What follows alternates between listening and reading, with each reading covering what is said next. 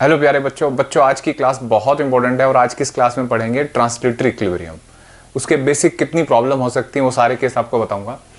तो translatory equilibrium का मतलब समझते हैं पहले। जैसे किसी भी सिस्टम पे जो नेट फोर्स होता है वो लिखा जाता है, net force on a system is equal to mass into acceleration. ठीक है, मास इंटू एक्सेलरेशन। और नेट फोर्स एक ऑब्जेक्ट पे अलग अलग डायरेक्शन में हो सकते हैं, जैसे F1 इधर, F2 इधर F3 बाहर की तरफ भी हो सकता है, किसी भी प्लेन में हो सकता है। नेट फोर्स इधर अलग, हर डायरेक्शन में फोर्स हो सकता है, इनवर्ड हो सकता है कोई फोर्स, XYZ कहीं भी हो सकता है। तो जो नेट फोर्स होगा वो ऐसे लिखा जा सकता है, Fx i cap sigma Fx j cap, sorry Fy j cap.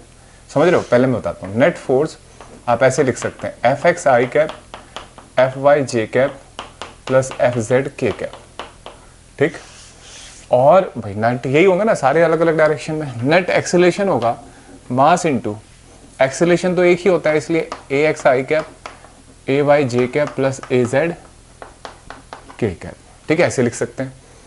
यहां से देखो सिग्मा Fx, ठीक है, i cap sigma Fy j cap sigma Fz k cap. मतलब हर डायरेक्शन के भाई जितने फोर्स हैं अलग अलग डायरेक्शन में, सबका रिजल्टेंट Fx है x डायरेक्शन में, y डायरेक्शन में रिजल्टेंट Fy है, इक्वल टू ये लिख दिया हमने। ठीक है, बिल्कुल सेम एज इट इज। ठीक है, ट्रांसलेटरी इक्विलिब्रियम का मतलब होता है नेट एक्सेलरेशन जीरो होना। For translatory equilibrium net acceleration क्या होगा? जीरो। अगर ये नेट एक्सेलरेशन जीरो हो जाए तो क्या लिखा जाएगा बच्चों? Fx i cap sigma Fy j cap plus sigma Fz k cap. ठीक है, नेट एक्सेलरेशन जीरो होना। तो इसका मतलब है नेट Fx भी जीरो हुआ, नेट Fy भी जीरो हुआ और नेट Fz भी जीरो हुआ। ठीक है, तो ये कंप्लीटली एक ऑब्जेक्ट, पूरा जो सिस्टम है जिसपे फोर्स देखा गया है वो ट्रांसलेटरी इक्विलिब्रियम में। अगर नेट फोर्स जीरो है इसका मतलब एक्सेलरेशन क्या हो सकता है? कांस्टेंट है ना, वो सॉरी जीरो। तो अगर एक्सेलरेशन जीरो है तो वेलोसिटी क्या हो सकती है? कांस्टेंट। तो मतलब आपको दो तीन बातें पहचाननी है। जैसे हम सोचें कि यार ट्रांसलेटरी इक्विलिब्रियम है, तो ट्रांसलेटरी इक्विलिब्रियम का मतलब एक्सेलरेशन जीरो है, ऑब्जेक्ट रेस्ट में है। नहीं, ऐसा नहीं है। ऑब्जेक्ट रेस्ट हो सकता है, ठीक है, रेस्ट में हो सकता है। दूसरा, यूनिफॉर्म मोशन भी कर सकता है। समझ रहे हो? क्यों सर? भाई जब हमने बोला है कि एक्सेलरेशन जीरो है तो इसका मतलब वेलोसिटी कांस्टेंट भी तो हो सकती है। तो अगर वेलोसिटी कांस्टेंट है तो यूनिफॉर्म मोशन हो सकता है, यानी कि वेलोसिटी कांस्टेंट। ठीक है, तो ये भी इक्विलिब्रियम होगा।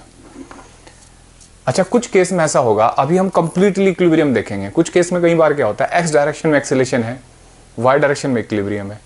वाई डायरेक्शन में इक्विलिब्रियम है तो एक्स में एक्सेलरेशन है। जैसे एक ऑब्जेक्ट मैं ऐसे चला रहा हूँ, देखो ये चौक है मेरे हाथ पे, मैं इसको ऐसे फोर्स लगा के चला रहा हूँ, तो ये एक्स डायरेक्शन में तो एक्सेलरेट हो रही है, लेकिन वर्टिकल डायरेक्शन में इसका इक्विलिब्रियम है। ठीक है, अगर मैं इसे ऐसे गिरा दूं तो वाई डायरेक्शन में तो एक्सेलरेट हो रही है लेकिन लेफ्ट राइट नहीं जा रही है, तो इसका मतलब एक्स डायरेक्शन में इसका इक्विलिब्रियम है। तो आपको ये बात दिमाग में रखनी है। फिलहाल हमने हर डायरेक्शन में इक्विलिब्रियम लिया है। कैसे पहचानेंगे कि इक्विलिब्रियम का क्वेश्चन है, ये भी सोचना है। कुछ क्वेश्चन में आपको ऐसे बोला जाएगा, जैसे एक फैन है हैंग कर रहा है सीलिंग से, तो इसका मतलब वो इक्विलिब्रियम है, कहीं जाएगा नहीं। एक टेबल पे बुक रखी हुई है, वो इक्विलिब्रियम में है। लेकिन बोला जाए कि एक ऑब्जेक्ट स्लोली मूव कर रहा है, तो स्लोली मूव करने का मतलब भी ये माना जाता है यहाँ मैकेनिक्स में कि वो बिना एक्सेलरेशन के मूव कर रहा है, तो इसका मतलब इक्विलिब्रियम है। ठीक है, जैसे एक हाइड्रोजन बलून हवा में स्टेशनरी कंडीशन में है, मतलब रुका हुआ है एक ही जगह, तो इसका मतलब अपवर्ड फोर्स डाउनवर्ड के बराबर हो रहा होगा, तो वो भी इक्विलिब्रियम में।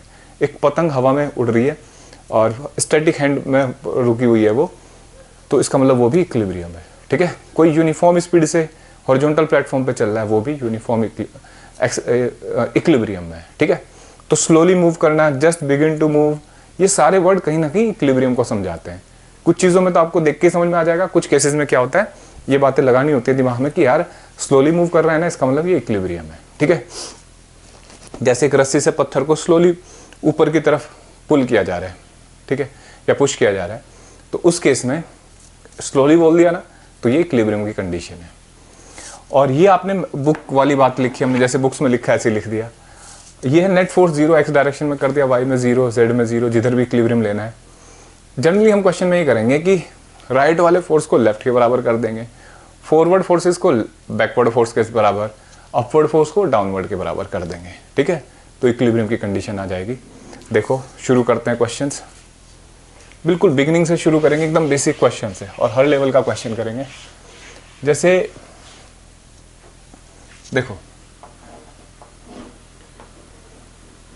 ये ब्लॉक है जिसका मास है m है, ठीक है। सबसे पहला क्वेश्चन है इक्विलिब्रियम का। तो हमसे पूछा जा रहा है कि बताओ बेटा टेंशन कितनी होगी, ठीक है। देखो इससे छोटा क्वेश्चन ना पूरी फिजिक्स में नहीं होगा, इससे छोटा क्वेश्चन बस डायग्राम में हो सकता है ऐसे समझ रहे हो, बोले बिल्कुल बेसिक क्वेश्चन है।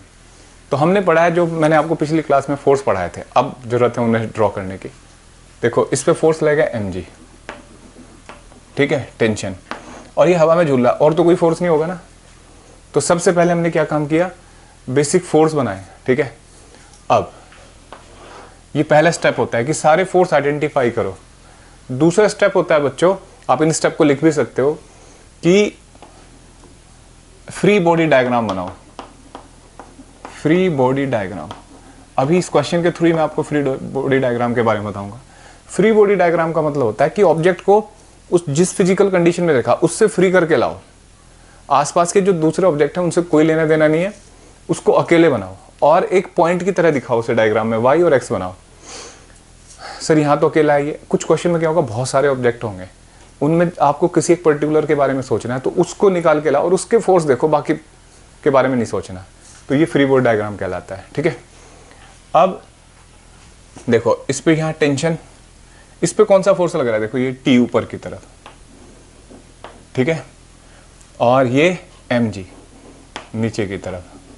अगर ये इक्विलिब्रियम में है तो टी किसके बराबर होगा बच्चा, mg के। सोचो सर आपने इक्विलिब्रियम की कंडीशन लगा रहे हैं तो नेट फोर्स इक्वल टू 0 था, ऐसे भी लिख सकते हो, upward force t, backward force minus mg equal to 0। तो यहां से भी t किसके बराबर आएगा, mg के, ठीक है, समझाया। तो पहला क्वेश्चन हमने इक्विलिब्रियम का किया। क्या स्टेप है, पहले फोर्स आइडेंटिफाई करो, सारे ड्रॉ करो, फिर उसका फ्री बॉडी डायग्राम बनाओ, फ्री बॉडी डायग्राम में पॉइंट ऑब्जेक्ट की तरह बनाओ उसको, और जो फोर्स उस पर लग रहे हैं वो दिखाओ, और एरो की कोशिश करो, टेल शुरू करो यहाँ से, ठीक है, और फिर इक्विलिब्रियम की कंडीशन लगा दो। क्लियर है, इक्विलिब्रियम की कंडीशन है नेट फोर्स 0। अब देखो दूसरा क्वेश्चन, बिल्कुल बेसिक से तरीके से शुरू कर रहे हैं इसको। ये ऐसे m1 m2 ऐसे बनाया, यहाँ कंडीशन लगाने बच्चों m1 m2 की। देखो इस पे कितने फोर्स होंगे, m1g m2g। हाँ पूछा क्या है, पहले तो क्वेश्चन है, पूछा क्या है, तो पूछा है इसमें टेंशन और इसमें टेंशन, ठीक है। तो इसमें आ जाएगा m1g और इसमें आ जाएगा m2g, ठीक है बच्चों। यहाँ पे टेंशन T1 और यहाँ T2, जितने फोर्स हैं सबको आइडेंटिफाई करके ड्रॉ करो। पहला स्टेप पूरा हो गया। दूसरे स्टेप में m2 का एफबीडी बनाओ। तो m2 पे कौन कौन से फोर्स दिख रहे हैं, तो एक तो m2g है ना, एक ये वाली टेंशन, और कोई फोर्स नहीं है। देखो ये सर m2g m1g, ये तो m1 पे लग रहा है ना, इस पे तो यही लग रहा है T2। तो इसके इक्विलिब्रियम की कंडीशन क्या होगी, T2 minus mg equal to 0, या सीधे कह दो upward force equal to downward, ठीक है, समझ रहे बच्चों। तो टेंशन किसके बराबर आ गई, वेट के। अब इस वाले में टेंशन देखो, ठीक है, ये m1, ये T1, ये m1g और ये T2, ठीक है। देखो यहाँ अपवर्ड फोर्स किसके बराबर होगा बच्चों, डाउनवर्ड के। तो T1 equal to T2 plus m1g, ठीक है, T2 प्लस m1g, और T2 कितना होगा बच्चों, m2g प्लस m1g। भाई फर्स्ट इक्वेशन से लिख लिया मैंने, इस पे upward force equal to downward कर दिए। अब इस क्वेश्चन को देख के लगा, अच्छा जिस भी रस्सी में टेंशन बतानी हो उससे नीचे का वेट लेना है, ठीक है। इस रस्सी में टेंशन बतानी हो तो इससे नीचे का वेट लेना है, ठीक है। इसका मतलब चाहे जितने क्वेश्चन आ जाए, तो जब भी कभी कहीं रस्सी में टेंशन बतानी है तो उससे नीचे कितना वेट हैंग कर रहा है वो देख लो, ठीक है। अब जैसे मैं यहाँ पे क्या करूँ, एक बात समझो बच्चों, इसी क्वेश्चन में मैं क्या कर रहा हूँ, एक स्प्रिंग लगा रहा हूँ, ठीक है। बहुत ध्यान से समझना इन बातों को। देखो एक बार बेसिक आ गया ना आपको, फिर कुछ नहीं है चैप्टर वेप्टर में। देखो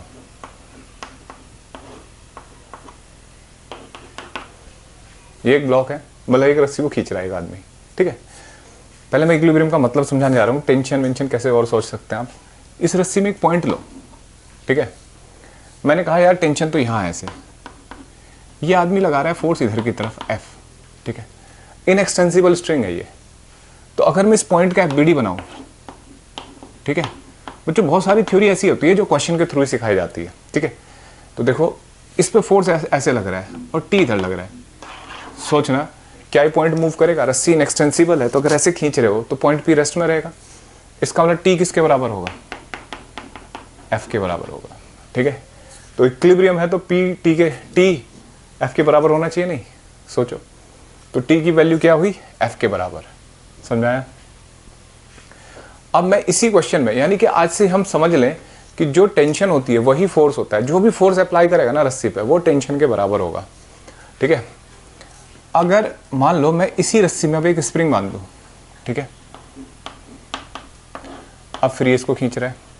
कल रस्सी का फोर्स बताया था ना आपको, इसमें यहां टेंशन T मान ली, ठीक है। और हमें यह पता लग गया ऊपर वाले सिचुएशन से कि T F के बराबर होता है, ठीक है। अब स्प्रिंग को जब खींचोगे तो अंदर की तरफ, मान लो कुछ खींच गया तो अंदर की तरफ एक रेस्टोरिंग फोर्स लगाएगा KX, ठीक है। और इस एंड से भी रेस्टोरिंग फोर्स लगाएगा KX, दोनों तरफ से अंदर की तरफ, ठीक है। तो अगर मैं यहां पे एक पॉइंट ले लूं, अब जैसे Q पॉइंट ले लिया, तो Q पॉइंट पे टेंशन इधर, KX इधर, तो T किसके बराबर होगा बच्चों? KX के, ठीक है। T किसके बराबर होगा? KX के बराबर होगा, ठीक है। तो इक्विलिब्रियम का मतलब, यानी कि आज से हमें समझ में आया कि रस्सी, जिस रस्सी में स्प्रिंग बंधा होता है, जो टेंशन उस रस्सी में होती है वही स्प्रिंग की रेस्टोरिंग फोर्स होता है, ठीक है। ये बात समझ में आई? अच्छा यहाँ पे रख के देख लो, यहाँ पे भी टेंशन T डैश मान लो, तो T मान लो, T ही होगी, पूरी मासलेस है ना। अगर आप अलग लोगे तो भी इक्वल आ जाएगी। और यहाँ पे एक पॉइंट ले लो M, तो T KX के बराबर आएगा। इसका मतलब इधर भी टेंशन सेम और इधर से भी KX, ठीक है। ये बात हमें समझ में आई। अब देखो इन बातों को यहाँ इस्तेमाल करते हैं। जैसे ये क्वेश्चन आया, अब ये लॉजिक समझ लो आज से, यानी कि रस्सी पे लगाएगा फोर्स टेंशन के बराबर, और अगर उसमें स्प्रिंग है तो स्प्रिंग की भी टेंशन के बराबर होगा, स्प्रिंग का रेस्टोरिंग फोर्स भी। आपसे पूछा जा रहा है इसमें बताओ कितना रेस्टोरिंग फोर्स है, ठीक है। ये mg, तो अभी हमने देखा कि टेंशन किसके बराबर होती है? mg के। और यहाँ पे क्या पढ़ा भी है इस केस में? T किसके बराबर होता है? KX के। तो KX किसके बराबर हो गया? mg के, है ना। यानी कि जो रेस्टोरिंग फोर्स होगा वो किसके बराबर होगा? वेट के। और इसका मतलब इस स्प्रिंग की रीडिंग जो होगी, स्प्रिंग बैलेंस अगर ये हो तो वो mg के बराबर। और आपसे इलॉन्गेशन या कंप्रेशन पूछे तो mg/k, ठीक है। x इक्वल टू mg/k, ये इक्विलिब्रियम आ गया। मैं आपसे पूछूं कि यार दो स्प्रिंग बैलेंस हैं, ठीक है, मासलेस है, स्प्रिंग बैलेंस मासलेस है, और ऐसे ये S1 है S2, इनकी रीडिंग बताओ। तो सीधी सी बात पता लगी कि यहाँ की रीडिंग देखनी है तो इससे नीचे वाला वेट, अभी ये पढ़ रहे हैं, तो इसकी रीडिंग क्या होगी बच्चों? M2g। और इस वाले की रीडिंग क्या होगी? M1 plus M2g। क्लियर है? समझ में आ गया बच्चों? अब देखो अगर हम ऐसा क्वेश्चन देखें, जैसे ये क्वेश्चन है, जैसे 5 kg, ये 10 kg। अब मैं आपको डायरेक्ट कहूँ कि बेटा इनमें टेंशन बताओ, इस वाले में बताओ, तो सीधा है 30 × g, ठीक है। इसमें बताऊँ तो 10 + 30 × g, इसमें बताऊँ 5 + 10 + 30 × g, ठीक है। g is acceleration due to gravity. अब इस बात का इस्तेमाल हम एक क्वेश्चन में करते हैं। हमें बोला कि एक चेन है ऐसे, ठीक है, ये लेंथ L की चेन है, ठीक है, और इसका मास m है। m क्या है? इसका मास है, ठीक है। तो हमसे पूछा जा रहा है कि बेटा इस पॉइंट पर टेंशन बताओ। ठीक है, m is mass of chain. देखो बच्चों, पिछले क्वेश्चन से हमने ये सीखा कि जब भी हमें कभी ऐसे टेंशन बतानी हो, जिस पॉइंट पे भी टेंशन बताएंगे उससे नीचे देखो कितना मास है, ठीक है, वो जो मास होगा वही टेंशन होगा स्ट्रिंग में, ठीक।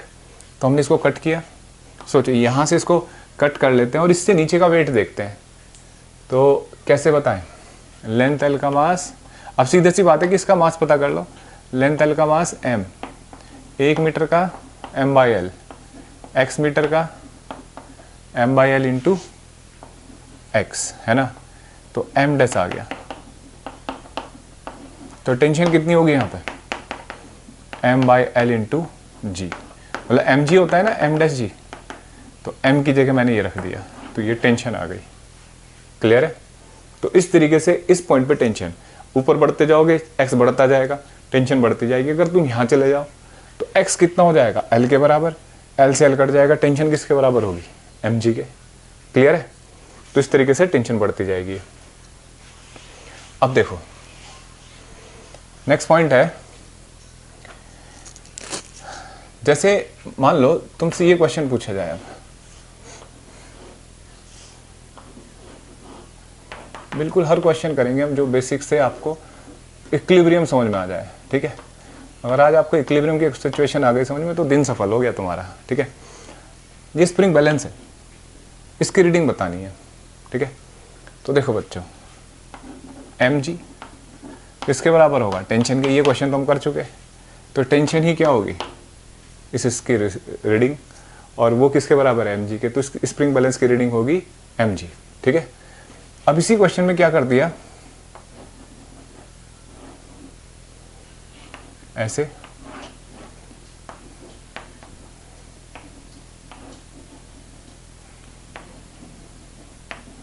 बताओ बच्चों, अब बताओ इसकी रीडिंग।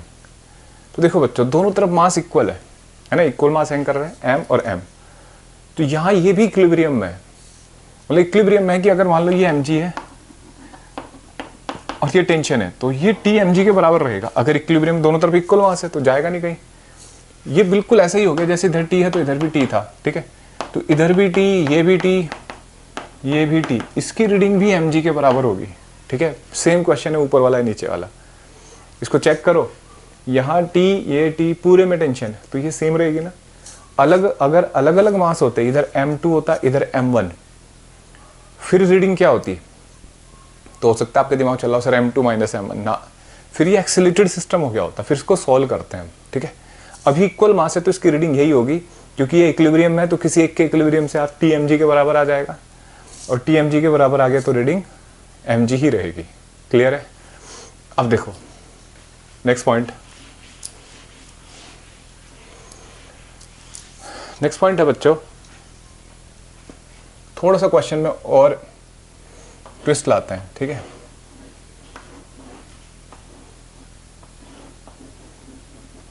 पूली मासलेस ही मान रहे हैं। पहला क्वेश्चन है कि टेंशन बताओ पूली में, तो आप क्या कहोगे, रिंग में, ओ सॉरी स्ट्रिंग में टेंशन बताओ, तो आप mg कहोगे।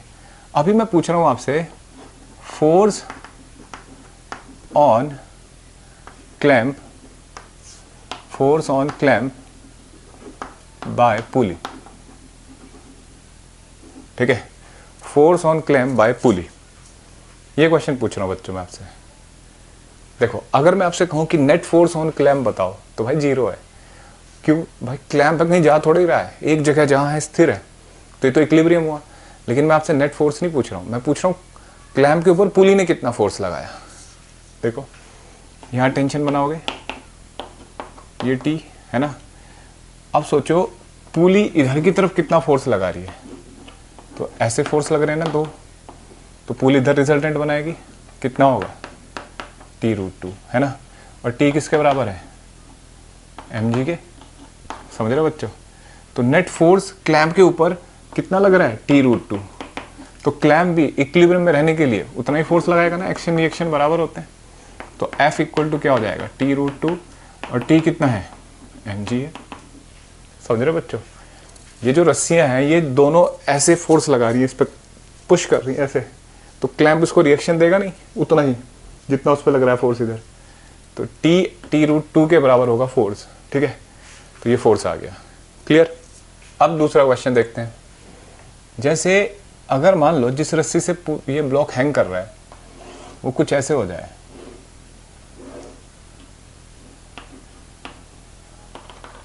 ठीक है, ऐसे ये एंगल हो जाए 60 डिग्री और ये हो जाए 30 डिग्री। वैसे ये ज़्यादा लग रहा है, चलो ये 60 कर देते हैं, ये 30, ठीक है। आपसे पूछा जा रहा है इक्विलिब्रियम बताओ, मतलब इक्विलिब्रियम पे ये टेंशन बताओ इन रस्सी में, इसका मास m है, ठीक है। अब देखो कुछ को लग रहा है सर टेंशन सेम हो सकती है, कुछ भी हो सकती है, लेकिन नहीं, ये ऐसे हैंग कर रहा है, ठीक है। ये पॉइंट पे नोट बंदी है और ऐसे हैंग कर रहा है। तो क्या करो, टेंशन मान लो T1 T2 mg, ठीक है। देखो बच्चों, इस पॉइंट का एफबीडी बनाओ, मतलब एफबीडी हम किसी पॉइंट का बना सकते हैं। अच्छा एक और बात, सर यहाँ पे भी तो टेंशन होगी T3, हाँ होगी, लेकिन हम पढ़ चुके हैं ना ये mg के बराबर है, ठीक है भाई, इतना तो समझ में आ गया ना। इस पॉइंट पे टेंशन इससे नीचे वाले वेट के बराबर होगी, तो मैं इसका एफबीडी बना रहा हूँ। देखो ये mg, ये T1, ये T2, ठीक है, और ये एंगल 30, ये 60 और ये mg, ठीक है। समझ में आया बच्चों। अब देखो इक्विलिब्रियम के लिए पहले इनका एफबीडी, पहले इसके फोर्स रिजॉल्व करो। T1 cos 30 होगा ना इसका, और इधर T1 sin 30, T2 cos 60 और T2 sin 60, ठीक है बच्चों। अगर ये इक्विलिब्रियम में तो ना तो लेफ्ट जा रहा है ना राइट, ना ऊपर जा रहा है ना नीचे, तो T1 cos 30 किसके बराबर आएगा, T2 cos 60 के, ठीक है। और T1 sin 30, T2 sin 60 किसके बराबर होगा, mg के, ठीक है। दो इक्वेशन है, समझ में आया बच्चों। इक्वेशन देख ली, T cos 30 होता है बच्चों √3/2, ठीक है। cos 60 होता है 1/2, तो ये हट गया, ठीक है, 2 से 2 कट गया। ऐसे sin 30 होता है 1/2, sin 60 होता है √3/2, ठीक है। तो 2 उधर भेज दो, सॉल्व कर रहे हैं भाई, ठीक है।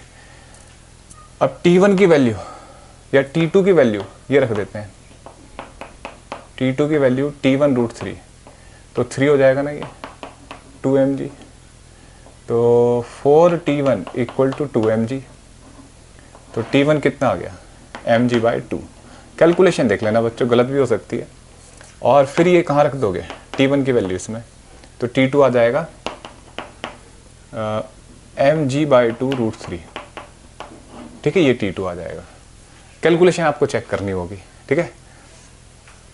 तरीका यही है कि सारे फोर्स को रिजॉल्व कर लो, x में और y में इक्वेट कर दिया, नेट फोर्स 0 आ गया, ठीक है। अब देखो अब ये क्वेश्चन है हमारे पास। इस क्वेश्चन में बच्चों ये ऐसे रस्सियाँ बांध दी है, ठीक है, और एक मास यहाँ हैंग कर दिया, 25 kg है ये, ठीक है, और ये 20 kg है। इनमें टेंशन बतानी है।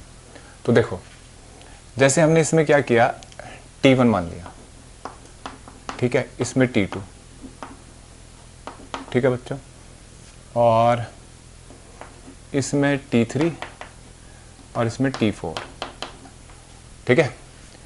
इस तरीके से मान लिया ये। देखो अब क्वेश्चन ये है, ये एंगल दे रखा है आपको, एक मिनट, 60 डिग्री 30 डिग्री, हाँ इधर से ये 60 दे रखा है, हाँ ये एंगल 60 डिग्री दे रखा है बच्चों, ठीक है, ये 60 डिग्री है। तो यहाँ दो पॉइंट मान लो, जैसे ये D पॉइंट है, ठीक है, इसका इक्विलिब्रियम लो, ये 45 है तो ये भी 45, और ये 60 है तो ये भी 60, ठीक है। तो D का FBD बनाओ, देखो D का FBD, तो T1 इधर जाएगा, डर मतलब देखो कुछ नहीं सोचना होता, बिना डरे। इक्विलिब्रियम मतलब हर रस्सी में टेंशन अलग होगी, जैसा सिखाया था पिछली क्लास में, और बस पिछली क्लास बहुत जरूरी है। अगर आपने नहीं देखी पिछली क्लास तो उसको देखो, इधर उधर कहीं दिख रही होगी वीडियो, ठीक है। प्लेलिस्ट में जाओ, बेसिक फोर्स जहाँ डिज़ाइन करने सिखाए थे, ड्रॉ करने डिज़ाइन कहता हूँ, 25G, ठीक है, और ये T2, G4 किलोग्राम है, सॉरी ग्रेविटी है mg, और ये 45 डी कैप भी डी बना रहे हैं और ये 60 डिग्री है। तो देखो बच्चों, इक्विलिब्रियम के लिए पहले तो इनको रिजॉल्व करो, T1 cos 45 और ये T2 cos नहीं sin 45 और T2 sin 60, ठीक है, T2 cos 60, T1 cos 45, ठीक है। तो इक्विलिब्रियम के लिए T1 sin 45 equal to T2 sin 60, ठीक है, और upward force T1 cos 45 T2 cos 60 equal to 25G। ये दो इक्वेशन है, ये आपको सॉल्व करनी है। जब आप इसे सॉल्व करोगे मैं आपको आंसर बता देता हूँ। T1 आएगा 224.4 न्यूटन के आसपास, ठीक है, और T2 आएगा 183.01 न्यूटन के आसपास, ठीक है, ये वैल्यू आएगी। अब आप बी पॉइंट का एफबीडी बनाओ। देखो बी पॉइंट पे देखो कौन कौन से फोर्स हैं। बी पे देखो बच्चों T3 है ना, और ये एंगल 30 है और ये 20G है। यहाँ देखो बच्चों एक फोर्स ये भी आएगा T2, ठीक है, और ये 60 डिग्री, और एक T4, समझ रहे हो बच्चों। अब T2 का इधर कंपोनेंट T2 sin 60, ठीक है, और T2 cos 60, ऐसे T3 sin 30, T3 cos 30, ठीक है, और ये T4। और कोई फोर्स बताओ बच्चों, नहीं ना। तो अब देखो सारे फोर्स रिजॉल्व हो गए, T4 T3। अब देखो हाँ, इन दोनों को सॉल्व करके sin 30, हाँ इन दोनों को T3 sin 30 plus T2 sin 60 equal to है T4, ठीक है, x में जो नेट फोर्स 0, तो राइट साइड के फोर्स लेफ्ट के बराबर, और ये upward force T3 cos 30 equal to इन दोनों का सम 20G प्लस T2 cos 60, ठीक है। ये दो इक्वेशन है, इन दोनों को इक्वेट करो। T2 की वैल्यू यहाँ से रख दो, इसमें इस जगह भी रख दो और सॉल्व करो बच्चों। तो T3 आएगा लगभग 336.6 न्यूटन के आसपास, ठीक है, और T4 आएगा 255 न्यूटन के आसपास, ठीक है। तो इस तरीके से क्वेश्चन किया मैंने, ठीक है। मतलब ऐसे डराने के लिए आपको बहुत सारी रस्सी बांधता जाएगा, आपको समझ में आना चाहिए, बेसिक तरीके से सॉल्व करो। अब देखो नेक्स्ट क्वेश्चन, देखो बच्चों नेक्स्ट क्वेश्चन है, अगर एक ब्लॉक के ऊपर आप, जैसे बिल्कुल बेसिक सा क्वेश्चन शुरू करता हूं मैं। ये एक ब्लॉक रखा हुआ है, ठीक है, इसका मास m है ग्राउंड के ऊपर। तो क्वेश्चन है कि ग्राउंड पे कितना नॉर्मल रिएक्शन लगाएगा। इससे छोटा क्वेश्चन नहीं हो सकता इस टाइप का, पर ब्लॉक छोटा बनाया जा सकता है। तो देखो समझो बच्चों, एक मिनट, तो नॉर्मल रिएक्शन कितना होगा n, ये वेट mg। तो अगर आप सोचो और कोई फोर्स होगा यहाँ, अच्छा एक ग्राउंड के ऊपर लग रहा होगा नॉर्मल रिएक्शन, भाई हर एक्शन का एक रिएक्शन होता है ना। तो ये तो ऑन ब्लॉक है, ठीक है, और ये किसके ऊपर है, ऑन ग्राउंड बाय ब्लॉक। ये ग्राउंड पे लग रहा है, ब्लॉक ने लगाया। आपको किसका एफबीडी देखना है, ग्राउंड का या ब्लॉक का, ब्लॉक का। तो देखो ये n, ये mg, दो फोर्स बना दिए। तो अपवर्ड फोर्स किसके बराबर होगा, डाउनवर्ड के। तो n किसके बराबर आ गया, mg के, ठीक है। तो n mg के बराबर आ गया। यानी कि जो हम ग्राउंड पे हम रहते हैं, इसी को बच्चों एपरेंट वेट बोलते हैं। जो हम ग्राउंड पे ना, हमें अपना वेट क्यों फील होता है, तो ये नहीं कि ग्रेविटी की वजह से फील होता है, हमें नॉर्मल रिएक्शन ग्राउंड से मिल रहा होता है, उससे हमें वेट फील होता है। जब हम हवा में कूद रहे होते हैं, जंप मार रहे होते हैं, उस टाइम वेट फील नहीं होता, क्योंकि ग्रेविटी तो हवा में भी है, कहीं पे भी हम, लेकिन हमें तभी फील होता है जब हम ग्राउंड पे होते हैं। तो ड्यू टू नॉर्मल रिएक्शन, ये हमारा एपरेंट वेट है जो ट्रू वेट के बराबर आ रहा है, ठीक है। लिफ्ट में जाएंगे ऊपर नीचे तब ये बदल जाता है तो वेट भी बदल जाएगा। अब देखो, जैसे मैं यहीं पे क्वेश्चन बना दूं, इसी में एक छोटी सी बात समझाने की कोशिश कर रहा हूँ। हमने एक फोर्स यहाँ ऊपर से भी लगा दिया थीटा एंगल पे। अब पूछ रहा है कि नॉर्मल रिएक्शन कितना होगा, कितना ग्राउंड पे फोर्स एक्सर्ट करेगा। तो देखो mg, ये नॉर्मल रिएक्शन, ग्राउंड पे भी लगेगा नॉर्मल रिएक्शन, उसको ज़्यादा सोचना नहीं है। अब इसका एफबीडी बनाओ, तो देखो n f, एरो यहाँ ले आए हम ऐसे, और ये थीटा तो ये थीटा, mg, ठीक है। अच्छा वैसे ही सोचो, अगर आप कोई चीज़ को पुश कर रहे हो आप ऐसे, तो रिएक्शन बढ़ेगा ना नीचे की तरफ, ग्राउंड की तरफ पुश होगा। तो बिल्कुल वही बात, f का इधर कंपोनेंट कितना हो जाएगा, f cos थीटा, इधर f sin थीटा। तो शायद ये इस तरफ चल पड़े, लेकिन आप वर्टिकल में देखो, ऐसा तो नहीं कि जमीन में धंस जाएगा ये राइट में चलेगा।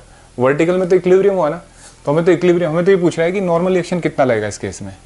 तो वर्टिकल फोर्स mg प्लस ये f cos थीटा n के बराबर होगा। तो n equal to mg plus f cos theta, clear है। n equal to mg plus f cos theta हो जाएगा। देखो अब हम, ये दो ब्लॉक हैं, ये A ये B, आपसे पूछा जा रहा है बताओ एक दूसरे पे कितना फोर्स एक्सर्ट कर रही है। देखो बच्चों, इसका मास m1 है, इसका m2, तो इनका अपना वेट बनाओ, बिना डरे एकदम फोर्स ड्रॉ करो। मैकेनिक्स का क्वेश्चन ना शेयर की तरह होता है, वो तुम्हें डराए उससे पहले तरीका यही है, या तो उसे डराओ या भाग जाओ। तो तुम्हारे पास यहाँ तो कोई रास्ता ही नहीं भागने का, यहाँ तो यही तरीका है, उसे डराओ। डरावने का तरीका है कि नॉर्मल रिएक्शन बनाओ, मतलब फोर्स बनाओ जितने फोर्स पड़े हैं। तो यहाँ नॉर्मल रिएक्शन N1, ये N1, एक नॉर्मल रिएक्शन N2, ये N2, ठीक है। ऐसे कैसे, देखो ये किस पे लग रहा है, N1 ऑन A, और ये किस पे लग रहा है, ऑन B, ये किस पे लग रहा है, ऑन B, और ये किस पे लग रहा है, ऑन ग्राउंड। चेक करो जिस तरीका सिखाया था पिछली क्लास में। अब देखो m1 का एफबीडी बनाओ, तो N1 m1 जी, ठीक है। किसका, एक एफबीडी बन रहा है और कोई फोर्स नहीं है।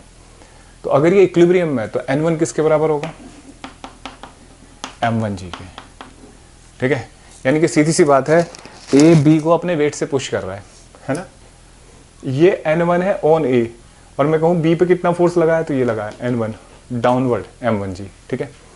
अब B का एफबीडी बनाओ, तो देखो N2 ऊपर की तरफ है ना, M2 जी नीचे की तरफ, और N2 ऊपर की तरफ, M2 जी नीचे की तरफ। और कौन सा फोर्स है, N1 भी लग रहा है इस पे B पे, चेक करो बच्चों, है ना। तो देखो यहाँ ये दो फोर्स किसके बराबर होंगे, नॉर्मल रिएक्शन के। तो N2 किसके बराबर होगा, N1 प्लस M2 जी, ठीक है। और N1 कितना होगा, M1 जी प्लस M2 जी, ठीक है। N2 इक्वल टू किसके बराबर होगा, M1 जी प्लस M2 जी। तो नॉर्मल रिएक्शन, यहाँ पे जो नॉर्मल रिएक्शन लगेगा N2, इससे नीचे जो भी वेट है उसके बराबर लगेगा। क्लियर है बच्चों। तो देखो इसके आगे, यानी कि हम एक बात समझ में आई कि यार जब भी कभी नॉर्मल रिएक्शन देखना है तो हमेशा जो भी वेट लग रहा है उससे नीचे कितना फोर्स है वो देख लो, सॉरी उससे ऊपर। जैसे यहाँ देखो 5 kg, 10 kg, 25 kg, यहाँ पे पूछ रहा है ये A, ये B, ये C, ये कितना फोर्स लगाएगा A B पे। तो इससे ऊपर कितना वेट है 5, तो 5 इंटू जी। यहाँ पे पूछ रहा है B C पे कितना लगाएगा, तो इससे ऊपर टोटल वेट देख लो, ये तो सीखा हमने 5 + 10 15 इंटू जी। यहाँ पे कितना नॉर्मल रिएक्शन लगेगा, ग्राउंड को कितने फोर्स से पुश करेगा C, सारा जोड़ लो, ये कितना आ जाएगा 40, है ना, 25, हाँ 40 आ जाएगा। तो 40 न्यूटन से पुश कर रहा है ये। इस तरीके से आप सारे फोर्स ड्रॉ कर सकते हो, ठीक है बच्चों। तो ये नॉर्मल एक अलग क्वेश्चन करते हैं। इस क्वेश्चन में क्या है कि ये ट्रॉली पे खड़ा हुआ है आदमी, और इसी ट्रॉली को इसने रस्सी से होल्ड कर रखा है, मतलब हवा में है ये। अगर ये रस्सी छोड़ दे तो खुद हवा में मिल जाएगा। तो हमसे पूछा जा रहा है find the force exerted by man on trolley and string, ठीक है, टू होल्ड द इक्विलिब्रियम, ठीक है बच्चों। अब क्वेश्चन ये है भाई वो रस्सी पे कौन सा फोर्स होता है, टेंशन। तो मैं पहले फोर्स बना रहा हूँ सारे। तो देखो आदमी का वेट mg, ट्रॉली का mg, ये तो m0g, इसने रस्सी पे बनाया, ये टेंशन ऐसे होगी। यहाँ देखो बच्चों एक नॉर्मल रिएक्शन ऐसे, ये ऐसे, ये ऑन मैन है और ये ऑन ट्रॉली है, ठीक है। तो इन सब के अलग अलग एफबीडी बनाओ। तो देखो आदमी का एफबीडी बनाओगे मैन का, तो T और m0g प्लस टेंशन, एक नॉर्मल रिएक्शन है ना। तो इसके इक्विलिब्रियम के लिए क्या इक्वेशन बनेगी बच्चों, T equal to n plus m0g, upward force downward के बराबर। फिर ट्रॉली का बनाओ। ट्रॉली पे देखो T ऊपर लग रहा है, ठीक है, mg नीचे की तरफ, ठीक है, और कोई फोर्स, हाँ एक n है। तो इसकी इक्वेशन बनी T equal to n plus mg, है ना। कुछ गड़बड़ है, T ऊपर की तरफ और mg नीचे की तरफ, n। क्लियर है बच्चों। अब देखो, ठीक है, कोई एक नॉर्मल रिएक्शन मैंने गलत बना दिया, ये नॉर्मल रिएक्शन, आदमी के ऊपर तो नॉर्मल रिएक्शन बच्चों n ऊपर लग रहा है ना, तो T plus n equal to m0g, ठीक है, ठीक कर लेते हैं, गलती हो जाती है बच्चों। और ऐसे ही ब्लॉक पे, ऐसे इस ट्रॉली पे देखो तो T n, ठीक है। अब दोनों इक्वेशन जोड़ दो बच्चों। तो जब आप दोनों इक्वेशन जोड़ोगे तो ये n इस n से कट जाएगा लेफ्ट और राइट से, और 2T आएगा mg प्लस m0g, ठीक है। तो टेंशन आ गई mg प्लस m0g बाय 2। और ऐसे ही आप n कैलकुलेट कर सकते हो, T की वैल्यू यहाँ रख दो, n आ जाएगा जो ये ट्रॉली पे लगा रहा है। अगर मैं आपसे कहूँ कि इस आदमी के पैरों के नीचे एक स्प्रिंग बैलेंस रखा हुआ है, उसकी रीडिंग कितनी होगी इक्विलिब्रियम में, तो सीधी सी बात है जो नॉर्मल रिएक्शन है वही क्या होगी, रीडिंग होगी, ठीक है। तो ये रीडिंग होगी, n की जो वैल्यू आएगी वही उसके वेट की रीडिंग आएगी स्प्रिंग बैलेंस में, ठीक है। क्योंकि जो कॉन्टैक्ट फोर्स होता है ना, उसी से पुश करते हैं हम ग्राउंड को, वही रीडिंग होती है स्प्रिंग बैलेंस की, ठीक है। अच्छा हाँ, इसमें एक और को बात बताता हूँ। मान लो आपको नॉर्मल रिएक्शन ना पूछ रहा होता, वो आपसे केवल टेंशन पूछ रहा होता, तो आप इस पूरे सिस्टम का कंबाइंड एफबीडी भी बना सकते हो, मैन प्लस ट्रॉली। देखो ये इंपॉर्टेंट बात है, ये mg, मैन का मास, टेंशन T। मान लो आपने नॉर्मल रिएक्शन ले भी लिया, देखो भाई आदमी पर नॉर्मल रिएक्शन ऐसे लग रहा था, ट्रॉली पे ऐसे। अगर आप इसको जोड़ोगे 2T plus n equal to n plus mg plus m0g, तो n से n कट गया, टेंशन वही आ गई जो पहले आई थी। यानी कि आपको एक बात समझ में आएगी, बेटा पूरे सिस्टम का एफबीडी भी बना सकते हो एक साथ आप, पूरे सिस्टम को एक मान के। लेकिन ध्यान देना है कि उसमें इंटरनल फोर्स काउंट नहीं होंगे, फिर वो कट जाएंगे जैसे यहाँ कट गए, ठीक है। तो ये बात समझ में आई। अब जैसे मैं, ये मेरे हाथ में चौक है, अगर मैं चौक का एफबीडी बनाऊँ तो चौक के एफबीडी में नॉर्मल रिएक्शन लिया जाएगा। मैं अपने हाथ का एफबीडी बनाऊँ तो उसमें नॉर्मल रिएक्शन नीचे। लेकिन अगर मैं हाथ प्लस चौक का एफबीडी बनाऊँ तो नॉर्मल रिएक्शन की जरूरत नहीं है, क्योंकि एक सिस्टम जो होता है वो इनफाइनाइट फोर्स से मिलकर बना होता है। जैसे इस चौक का ही आप नेट एफबीडी बना रहे हो तो उसमें मॉलिक्यूल ना इनफाइनाइट नंबर ऑफ फोर्स लगा रहे होंगे, लेकिन आप पूरा सिस्टम समझ रहे हो तो इंटरनल फोर्स हो गया, उनका रिजल्टेंट क्या है, 0 है, ठीक है। इसलिए इंटरनल फोर्स को काउंट नहीं करते। अब देखो बच्चों और क्वेश्चन देखते हैं। जैसे ये क्वेश्चन है,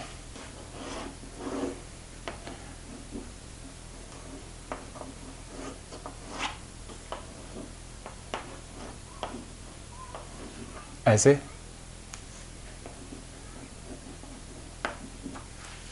ठीक है, ये दो आदमी हैं, ऐसे खींच रहे हैं इसको, और यहाँ एक आदमी, मतलब ये मास है, ठीक है, ये एंगल थीटा है।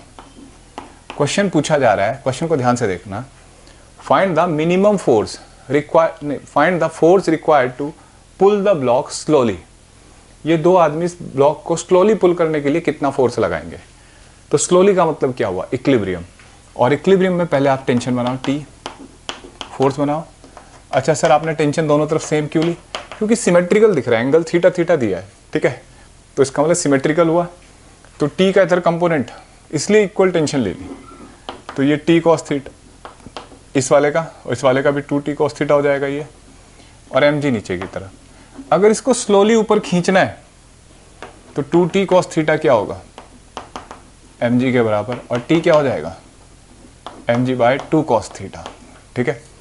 कई बार ये थीटा ना बता के ना ये डिस्टेंस दे देता है, ये जैसे HC वर्मा में क्वेश्चन d दे दिया, ये विड्थ दे दी, तो ये मान लो पूरी विड्थ है b, तो ये कितना हो जाएगा b बाई 2, तो पाइथागोरस से डिस्टेंस कितनी हो जाएगी बच्चों, ये d है, ये b बाई 2 है, d square minus B square by 4, समझ रहे हो बच्चों, d square minus B square by 4। तो आप cos थीटा क्या लिख सकते हो, mg बाई 2 cos थीटा की जगह base upon hypotenuse under root D square minus B square by 4 upon base hypotenuse, ठीक है, ऐसे लिखा जा सकता है। तो ये तरीका हुआ बच्चों जिससे आप ये फोर्स, अभी हमने टेंशन कैलकुलेट करी, टेंशन ही तो लगा रहे हैं रस्सी के ऊपर वो, ठीक है। देखो ऐसे ही कुछ बेसिक क्वेश्चन और देखते हैं जो आपको टेक्स्ट बुक में मिल जाएंगे। ये एक आदमी है, ठीक है, ये एक ब्लॉक को स्लोली पुल कर रहा है ऊपर की तरफ, स्लोली, इसका मास m0 है। Find the force exerted by man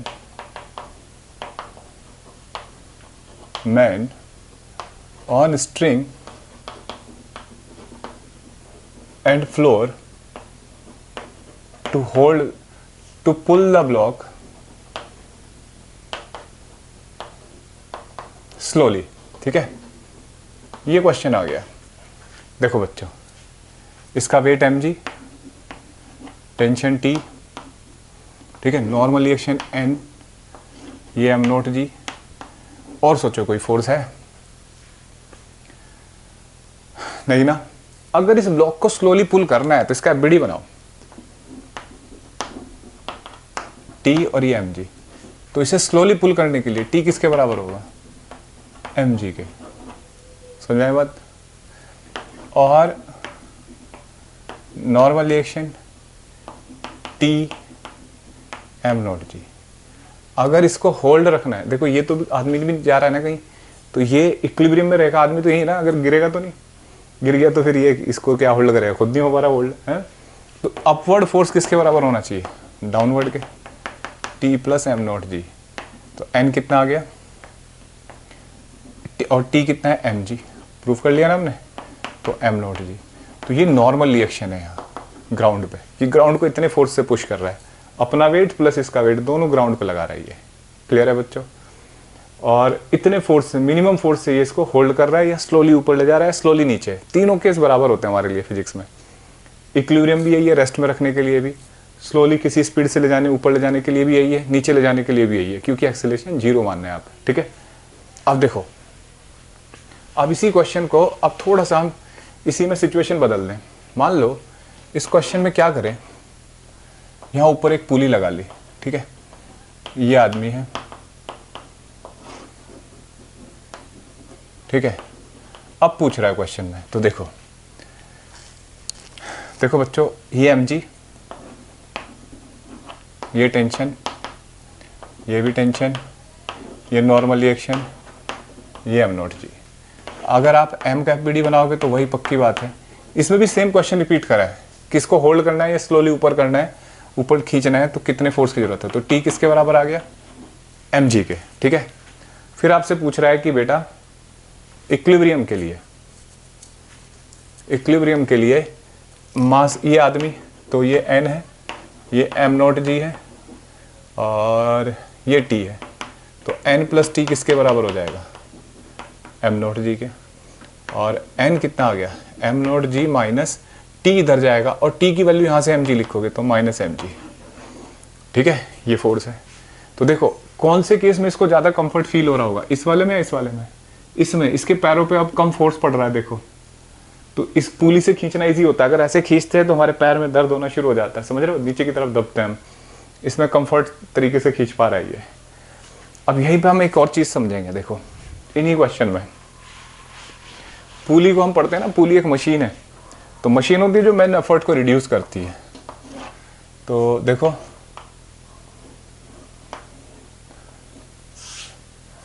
diagram देखो बच्चों,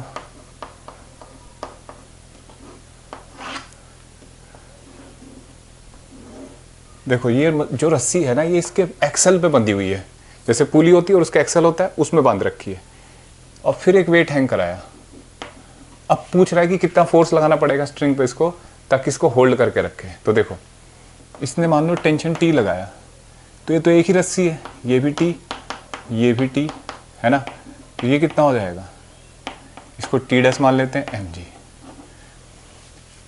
ठीक है बच्चों, सबसे पहले तो अब मैं पुली का हिसाब बताता हूँ आपको। जैसे पुली है, इस पर 2 फोर्स लग रहे हैं, टी और ये टी, तो ये टी डैश। पुली देखो रेस्ट में है, तो अपवर्ड फोर्स कितने हुए इस पर 2t, और नीचे का फोर्स कितना है टी डैश, तो टी डैश हमेशा 2t के बराबर होगा इन 2 फोर्स के। पुली मासलेस से देते हैं हम, आइडियल पुली हमारी, तो आइडियल पुली है तो 2t। अब m का समझ में आ गया ये, तो मैं डायरेक्ट टी डैश की जगह 2t लिख दूँ, समझ रहे हो, 2t। भैया ये अंडरस्टूड है, ये समझ लिया हमने। अब से अब हर क्वेश्चन में डायरेक्ट 2t लिख देंगे इस वाली रस्सी को। तो देखो अगर इसका इक्विलिब्रियम देखते हो, m 2t mg, तो 2t किसके बराबर होगा बच्चों, mg के, तो mg/2 आ जाएगा t। क्लियर है। और बिल्कुल ऐसे यहाँ देखो, ये m0g, ये नॉर्मल रिएक्शन, ठीक है, तो t + n = m0g, ठीक है। और नहीं ये मतलब इसको होल्ड करने के लिए ना कितने फोर्स की जरूरत है, बस टेंशन आ गई, हमें नॉर्मल रिएक्शन नहीं पूछा था उसने। देखो करना हो तो कर सकते हो आप सोचो आपको mg फोर्स वेट को होल्ड करना था, इस पुली की बदौलत आपने कितना फोर्स लगाया, उसका आधा mg/2। यानी कि अगर मैं इसमें पुली जोड़ता जाऊं तो एफर्ट कम होते जाएंगे। तो देखो मैं एक केस और कर रहा हूं,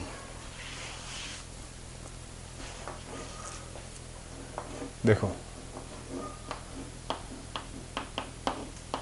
ये देखो आदमी का बजट देखो, इसकी हेल्थ, और देखो कितना बड़ा टास्क करने जा रहे हैं, इतने बड़े ब्लॉक को होल्ड करने जा रहे हैं। बताओ कर पाएगा ये, चेक करते हैं ना। इसने टेंशन टी लगाई, ये पूरी, ये तो एक ही रस्सी है ना यहाँ से यहाँ तक, तो टेंशन टी, लेकिन ये तो अलग रस्सी है ना कोई जो यहाँ बंधी है, तो ये हो गया टी और टी, तो ये कितना होगा 2t, ये कितना होगा 2t, तो यहाँ कितना फोर्स लगेगा 4t। तो सोचो ये t लगा रहा है तो यहाँ 4t आ गया पुली की मदद से, और ये क्या है mg, तो 4t, अगर इसका एफबीडी बनाते हो आप, 4t = mg। बताना बच्चों कितना फोर्स लग रहा है, mg/4। यानी कि इस तरीके से पुली की मदद लेके आप mg/4 एफ फोर्स लगा सकते हो, ठीक है। मतलब 1/4 फोर्स से ही आप इसे होल्ड कर सकते हो, या ऊपर चला सकते हो या नीचे ले जा सकते हो इक्विलिब्रियम में, स्लोली स्लोली, ठीक है। अब देखो और क्वेश्चन देखते हैं बच्चों, कुछ स्फेरिकल ऑब्जेक्ट के भी होते हैं क्वेश्चन, बाकी बहुत सारे क्वेश्चन आएंगे जिनमें हमें ना ट्रांसलेटरी के साथ रोटेटरी की भी जरूरत पड़ती है। अच्छा इन्हीं क्वेश्चन में अगर स्प्रिंग लगा दे तो कहीं कुछ नहीं आता है। स्प्रिंग के लिए ये नहीं कि फालतू में हम टाइम वेस्ट करें, जहां वो टेंशन है वो स्प्रिंग का फोर्स लिख दो, ठीक है। जैसे ये क्वेश्चन आया, ठीक है, ये इसके सेंटर से, ये एक स्फेयर है, ऐसे दीवार से बंधा है, ठीक है, इसकी लेंथ एल है और ये थीटा है, ठीक है बच्चों, बस थीटा है ये, और ये कुछ भी दे रखा है ऐसे, हम इसका वेट दे रखा है W, हमसे पूछा जा रहा है टेंशन कितनी होगी, ठीक है, टेंशन बतानी है और दीवार पे नॉर्मल रिएक्शन कितना लगेगा। तो देखो बच्चों टेंशन है, और ये बिल्कुल ऐसे नॉर्मल रिएक्शन तो ऐसे लगेगा ना दीवार से इस पे, है ना, और ये थीटा है तो ये एंगल थीटा। तो देखो इसका एफबीडी बनाओ, पहले यही बना लो, टी का इधर कंपोनेंट कितना जाएगा, टी कॉस थीटा, और इधर कितना जाएगा टी साइन थीटा। तो इक्विलिब्रियम के लिए टी कॉस थीटा, और ये mg, ये टी साइन थीटा, और ये n। तो देखो टी कॉस थीटा = mg आ गया, तो टी की जगह mg/cos थीटा। तो टेंशन तो ये है, ठीक है। और ये मतलब ये स्फीयर है, दीवार से सटा हुआ है ऐसे, और नॉर्मल रिएक्शन दीवार कितना फोर्स लगाएगी, n equal to T sine theta. ठीक है, समझ रहे हो, t की वैल्यू रख दो mg by cos theta into sine theta, तो कितना आ जाएगा ये mg टेन थीटा। ठीक है, तो normal reaction mg tan theta होगा।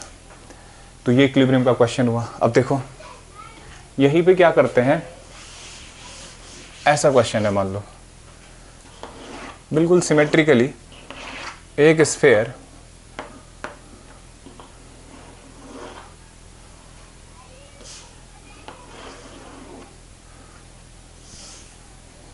देखो, ये स्फीयर ना इसके बीच में रखा हुआ है बच्चा, इन दो प्लेन के बीच में सिमेट्रिकली।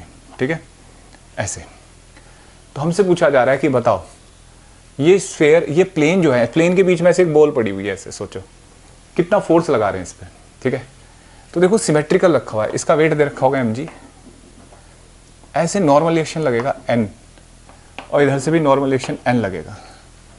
सर एक बात बताओ, n क्यों है, अलग अलग क्यों नहीं? भाई सिमेट्रिकल है ना, अगर ये एंगल अलग होते तो फोर्स अलग होता। ठीक है, तो देखो बेसिक क्वेश्चन कर रहे हैं आज हम अभी इक्विलिब्रियम के। जैसे ये देखो, फिर इसका एंगल पता करते हैं, ये थीटा, ये 90 माइनस थीटा, ये थीटा। ठीक है, सोचो बच्चों, ये थीटा नहीं होगा, ये 90 माइनस थीटा है भाई, ये थीटा, ये 90, ये थीटा, ये 90 माइनस थीटा, ये थीटा होगा। ठीक है, और ये 90 माइनस थीटा होगा, तो वर्टिकल से एंगल कितना होगा, थीटा। तो देखो बच्चों, ये एंगल थीटा और ये भी एंगल, ये भी एंगल थीटा। ठीक है, तो अपवर्ड फोर्स देखो, n का ऊपर की तरफ कंपोनेंट कितना जाएगा, n cos थीटा, और इसका भी n cos थीटा, तो कितना हो जाएगा बच्चों, ये 2n cos थीटा, और नीचे की तरफ mg, राइट में तो इक्विलिब्रियम है, सॉरी हॉरिजॉन्टल में, upward force 2n cos theta equal to हो जाएगा mg, और n equal to mg by 2 cos theta. Clear है बच्चों? तो ये नॉर्मल रिएक्शन आ गया कि इतना फोर्स ये दीवारें इस पे लगा रही हैं। क्लियर है? एंगल एक बार फिर बता देता हूँ, ये एंगल थीटा है, ये 90 है, तो ये 90 माइनस थीटा, और ये कह सकते हो ये थीटा है तो ये भी थीटा होगा। ठीक है, और ये पूरा 90 है, तो ये 90 माइनस थीटा, फिर ये 90 तो ये थीटा हो गया। ठीक है, तो ये थीटा बिल्कुल, यहाँ पे भी हमने इसको वर्टिकल से एंगल थीटा लिया, इसलिए इक्विलिब्रियम लिख दिया। ठीक है, तो ये क्वेश्चन था। देखो बच्चों, ये लास्ट क्वेश्चन है। ठीक है, इस क्वेश्चन में क्या है, दो स्फीयर रखे हुए हैं ऐसे किसी प्लेन में, ये नहीं बड़ा कन्फ्यूजन होता है बच्चों को। तो जब ऐसे किसी प्लेन में मान लेना, तो मैंने पिछले प्रोजेक्टाइल में भी समझाया था आपको, मोशन प्लेन में एक नया प्लेन बना लो अपनी तरफ से, इसे x मान लो, इसे y। ठीक है, इससे थोड़ा इजी हो जाता है क्वेश्चन। देखो क्या काम करो, यहाँ पे नॉर्मल रिएक्शन Na होगा, यहाँ पे Nb होगा, ऐसे। ठीक है, और इधर से जो लगेगा वो Nc मान लो, और इनके बीच में जो लगेगा वो Nd। ठीक है, ऐसे समझ आया बच्चों? परपेंडिकुलर लगेगा ना। तो देखो, अगर आप ऐसे देखो कि ये थीटा है, देखो ये अगर, ये हमें पता है भाई कि ये ऐसे जा रहा है। ठीक है, ऐसे, ये 30, ये 90, ये 90 माइनस थीटा है ना, तो ये थीटा होता है ना, तो ये भी 30 डिग्री होगा। समझा बच्चों? ये एंगल भी 30 डिग्री होगा, हिसाब लगा के देखो। क्लियर? अगर ये 30 डिग्री है, समझ में आया? ये 90 माइनस थीटा, ये थीटा, तो वर्टिकल से एंगल 30 है, तो यहाँ पे भी वर्टिकल से ही है ना ये लाइन, तो ये 30 डिग्री है, तो ये अंडरस्टूड हो गया। तो देखो ये 30, तो 50g का इधर कंपोनेंट कितना आएगा, 50g cos 30 है ना, 50 kg है ये, 50 kg इंटू जी, mg, और इधर कितना आएगा 50g sin 30। यानी कि अगर मैं एक FBD बनाऊं, मतलब अगर मैं इसका FBD बनाऊं ऐसे, तो इस पे ND इधर लगेगा भाई, इनके बीच में नॉर्मल रिएक्शन है, यहाँ होगा, यहाँ नॉर्मल रिएक्शन समझा रखे मैंने बनाने आपको, पिछली वीडियो देखो आप। ठीक है, और यहाँ Na ऐसे जाएगा। ठीक है, और 50g ऐसे। तो जैसे मैंने बोला है कि इसको y मान लो, ठीक है, इसको x। इस डायरेक्शन में देखो तो ये 30 हुआ, ये 50g cos 30 और ये क्या हो जाएगा 50g sin 30। तो ND आ जाएगा यहाँ से, इक्विलिब्रियम इस डायरेक्शन में, तो ND हो जाएगा 50g sin 30। ठीक है, ये आ गया। बताओ बच्चों कितना आया। sin 30 होता है 1/2 है ना, तो 250 न्यूटन हो जाएगा। ये भाई 500 और जी है ये, है ना, तो 25 और ND आ गया। ऐसे ही NA किसके बराबर होगा बताओ बच्चों, 50g cos 30। ठीक है, ये जब सॉल्व करो cos 30 होता है √3/2। ठीक है, तो A आ जाएगा 250 √3 न्यूटन। ठीक है, अब देखो, अब B कैप BD बनाओ। ये तो इस ऊपर वाले का था, इसका नाम ये रख लो, इसका B कैप BD बनाओ, बिल्कुल इसका भी इन्हीं 2 लाइन में। ठीक है, देखो यहाँ इस पे ND ऐसे लगेगा, इसका वेट होगा ऐसे 50g और ये एंगल 30। बस साथ में यहाँ एक NC ऐसे लगाना है। ठीक है, और ये कितना एंगल बनाएगा इस लाइन से, ये कितना था बच्चों 30। ठीक है, समझ में आया, ये 30। तो NC का इधर कंपोनेंट कितना जाएगा, NC cos 30, और ND इस पे इधर की तरफ है, देखो इधर। ठीक है, तो ND मैंने इस पे ऐसे इधर की तरफ बनाया, फिर NB बनाया। ठीक है, ये 30 है तो वो भी 30, जिसकी जरूरत नहीं है हमें। ठीक है, देखो बच्चों इस लाइन में, पहले इस लाइन में देखो, ओए NC cos 30, ठीक है, और ये ND, तो NC का और इधर 50g का इस कंपोनेंट कितना आएगा 50g sin 30। तो ये x एक्सिस हो गया, तो x एक्सिस में NC cos 30 किसके बराबर आएगा, ND प्लस 5g sin 30। ठीक है, ND की वैल्यू यहाँ से रखो। तो जब आप इसे वैल्यू को रखोगे तो NC सॉल्व करके आएगा बच्चों 1000/√3। ठीक है, कैलकुलेशन आप खुद करो, इतने जब ND की वैल्यू यहाँ रखो और सॉल्व कर दो। अब इस डायरेक्शन में देखो, तो इस डायरेक्शन में NB है ऑलरेडी, और NC का इधर कंपोनेंट कितना आएगा NC sin 30। ठीक है, और 5g का 50g cos 30। तो सॉल्व करो, NB इक्वल टू, भाई y डायरेक्शन है ना, ये अपवर्ड फोर्स इन दोनों के सम के बराबर 50g cos 30 plus NC sin 30। ठीक है, समझ में आया। यहाँ से NB सॉल्व करोगे, आपको NC की वैल्यू पता है, वो यहाँ रख दो।